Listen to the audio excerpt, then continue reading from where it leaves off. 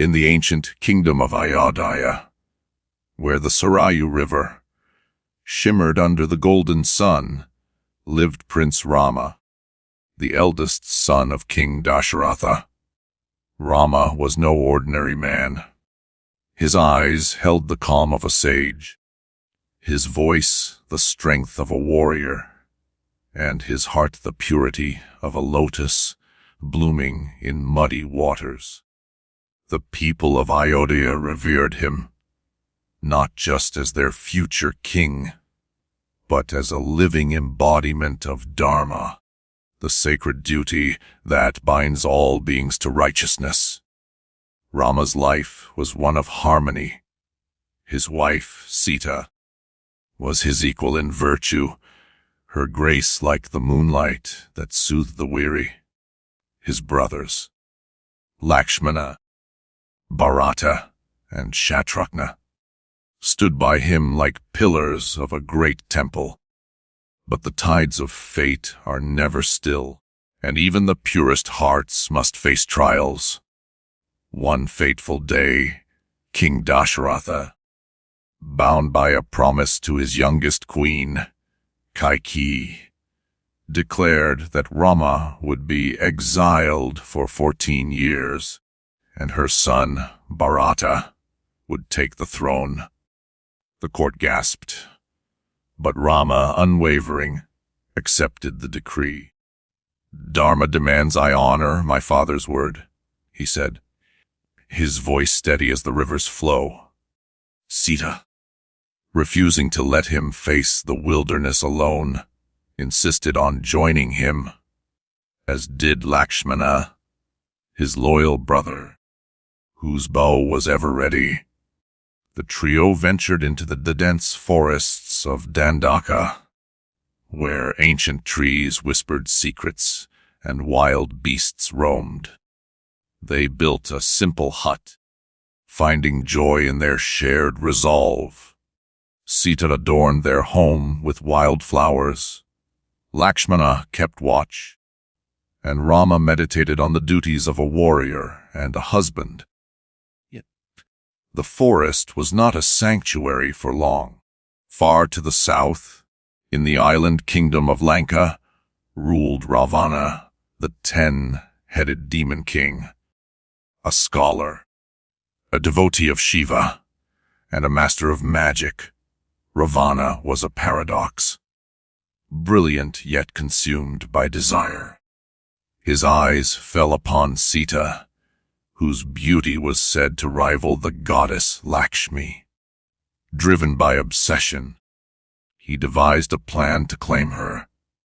One evening, as Rama and Lakshmana hunted in the forest, Ravana's trickery took form. His ally, Maricha, transformed into a golden deer, its hide sparkling like a fallen star. Sita, enchanted, pleaded with Rama to capture it. Sensing no ordinary beast, Rama hesitated but could not deny her. "Stay with Sita," he instructed Lakshmana, drawing his bow and chasing the deer. Marika led Rama deep into the woods, then, in a final act of deception, mimicked Rama's voice, crying out for help. Sita, hearing the desperate call, urged Lakshmana to go. "My duty is to protect you." Lakshmana protested, but Sita's tearful plea won. Reluctantly, he drew a protective circle around her with his arrow, a mystical barrier no evil could cross, and left. In that moment of vulnerability, Ravana appeared, disguised as a wandering sage. His words were honeyed, his demeanor humble, but his heart burned with greed.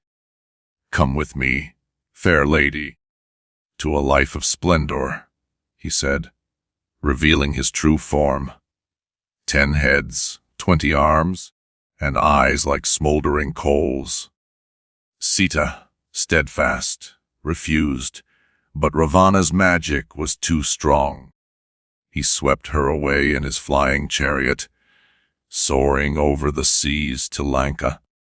When Rama and Lakshmana returned, the empty hut struck them like a thunderbolt. Rama's heart shattered, yet his resolve hardened. I will find her, or the world will burn, he vowed, his voice a mix of grief and fury. Lakshmana, ever loyal, swore to follow.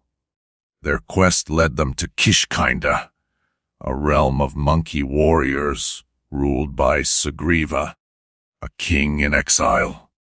Sugriva, wronged by his brother Vali, saw in Rama a kindred spirit. Help me reclaim my throne, Sugriva pleaded, and my army will aid you. Rama, guided by Dharma, agreed. In a fierce duel, he struck down Vali, restoring Sugriva's rule.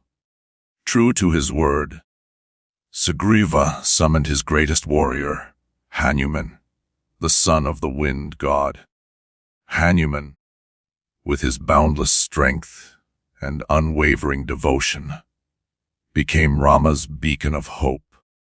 I will find your Sita, he promised, leaping across the ocean to Lanka. There, in Ravana's fortress, Hanuman found Sita imprisoned in a garden of Ashoka trees, her spirit unbroken despite her captivity. Rama is coming, Hanuman whispered, giving her Rama's ring as proof. Sita's eyes welled with tears, but she refused to flee with him. I will leave only with Rama as his equal, she said, her dharma as resolute as her husband's. Hanuman's presence was discovered, and Ravana's forces attacked. With a single leap, Hanuman set Lanka's towers ablaze, a warning of the wrath to come. He returned to Rama with news of Sita's courage, igniting the spark for war. Rama, Sugriva, Hanuman, and an army of monkeys and bears marched to the ocean's edge. To cross the vast waters, they built a bridge. Stone by stone, each inscribed with Rama's name, defying the waves. This was Rama Setu, a testament to faith and unity. On Lanka's shores, the final battle loomed. Ravana's armies were formidable, his sorcery unmatched. Yet Rama's forces fought with the strength of righteousness. Lakshmana fell, wounded by a cursed spear. But Hanuman flew to the Himalayas, returning with a healing herb to save him. The war raged, brother against brother, until Rama faced Ravana himself. Their duel shook the heavens. Ravana's 10 heads roared, his arrows like a storm of fire. Rama, calm as a mountain, wielded his bow, each arrow guided by Dharma.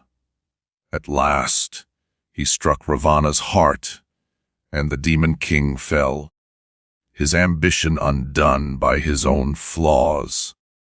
Lanka mourned, but Vibhishana, Ravana's righteous brother, took the throne, pledging peace. Rama and Sita reunited, but their joy was bittersweet. Whispers of doubt lingered.